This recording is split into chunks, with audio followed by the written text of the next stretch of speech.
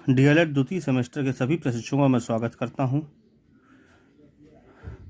आज हम अध्ययन करते हैं अवसादी या परतदार शैल का। अवसादी शैल का निर्माण विखंडित ठोस पदार्थों के निक्षेपण से जीव जंतुओं और पेड़ पौधों के अवसाद के जमाव तथा जल वायु हिम आदि के अनुच्छादन द्वारा एक स्थान से दूसरे स्थान पर लाए गए अवसादों के जमाव से होता है। इन अनाच्छादित पदार्थों को तलछट कहते हैं। अवसादी शैल भूपर्पटी के पूरे आयतन का 5% भाग ही है तथा पृथ्वी के धरातल पर 75% भाग अवसादी शैल घेरे हुए हैं। अवसादी शैल आग्नेय शैल की तुलना में पृथ्वी के धरातल को विस्तृत घेरे है। तलछट परतदार परत दर परत एक दूसरे के ऊपर जमकर परतदार या अवसादी शैल का निर्माण करते हैं। अवसादी शैल का प्रमुख उदाहरण बलुआ पत्थर तथा खड़िया है। अन्य उदाहरणों में चूना पत्थर, सेल, स्लेट तथा कोयला भी है। बालू बजरी के मिश्रण से बनी चट्टान को बालू प्रधान चट्टान कहते हैं। ये चट्टानें स्फटिक प्रधान होती हैं। इनमें बलुआ पत्थर एवं कंकड़ की प्रधानता होती है। जिनमें चिकनी मिट्टी की प्रधानता होती है उन्हें चीका प्रधान तथा मृडयम शैल कहते हैं। इन चट्टानों का निर्माण जल में घुले रसायनों से होता है तथा वनस्पति एवं जीव जंतु के दब जाने से कार्बनिक चट्टान बनती हैं और कार्बनिक चट्टान कहलाती हैं। कार्बन प्रधान तत्वों की बहुलता के कारण उन्हें कार्बन प्रधान चट्टान कहते हैं, जैसे कोयला।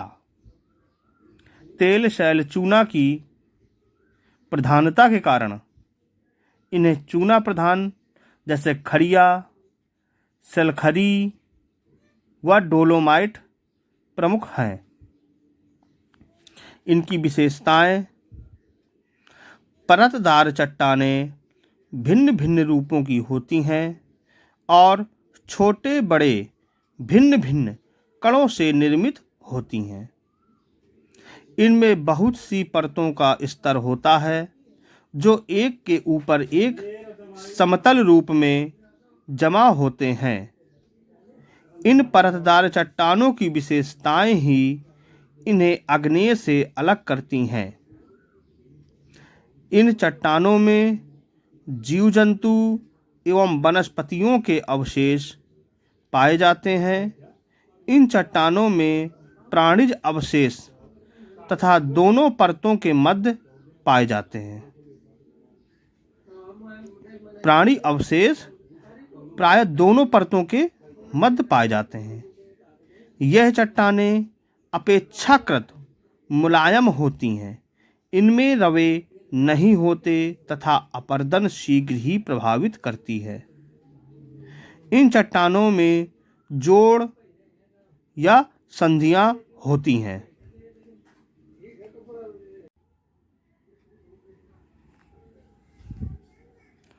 अब हम चर्चा करते हैं रूपांतरित, कायांतरित या परिवर्तित शैल की। रूपांतरित चट्टानें अन्य चट्टानों के रूप परिवर्तन द्वारा बनी होती हैं। कायांतरित या रूपांतरित का अर्थ स्वरूप में परिवर्तन होता है। कायांतरित चट्टानें कहलाती हैं। इनमें तापमान, दाब तथा रासायनिक क्रियाओं के फलस्वरूप उनके रूप, बनावट, कठोरता एवं खनिजों का रूपांतरण हो जाने का परिणाम स्वरूप रूपांतरित या कायांतरित चट्टानों का निर्माण होता है। इनका कायांतरण 5 रूपों में होता है। पहला है आपका संस्पर्श कायांतरण। गतिक कायांतरण, स्थैतिक कायांतरण, जलीय कायांतरण, उष्ण जलीय कायांतरण।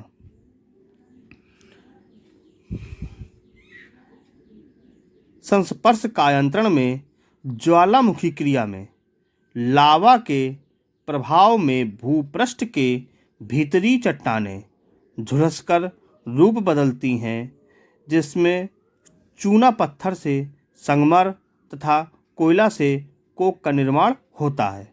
जब ये झुलसकर रूप बदलती हैं तो जैसे चूना पत्थर से संगमरमर का निर्माण हो जाता है और कोयला से कोक का निर्माण होता है।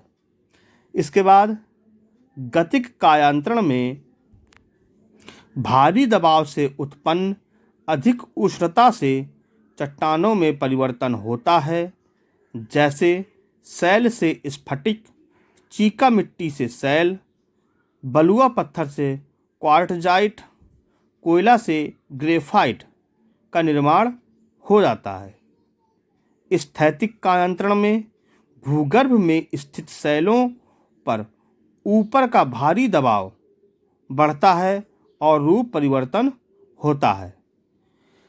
जलीय कायांतरण में जलीय दबाव से चट्टानों में परिवर्तन आता है। उष्ण जलीय कायांतरण में भूगर्भ की चट्टानों में ताप और गर्म जल के प्रभाव से परिवर्तन आता है, जैसे चूना पत्थर से संगमरमर का निर्माण हो जाता है। विशेषता है कि इन चट्टानों के निर्माण पर ताप दाब का विशेष प्रभाव रहता है। अधिक ताप व दाब के कारण पाए जाने वाले जीवाश्म नष्ट हो जाते हैं। इन चट्टानों में रवे पाए जाते हैं। इन चट्टानों की अपेक्षा अन्य चट्टानों की अपेक्षा यह अधिक कठोर होती हैं। इन चट्टानों में रंध्रों का सर्वथा अभाव पाया जाता है। रंध्रों का तात्पर्य यहाँ जल से है कि इन चट्टानों में जो छिद्र होते हैं, ठीक, तो वहाँ पर जल का अभाव पाया जाता है, वहाँ पर जल का भराव नहीं होता है उन चट्टानों में। ठीक, अब चट्टानों का मूल रूप तथा उनके होने वाले परिवर्तन रूप को देखिए। ग्रेनाइट से नीस का निर्माण हो जाता है।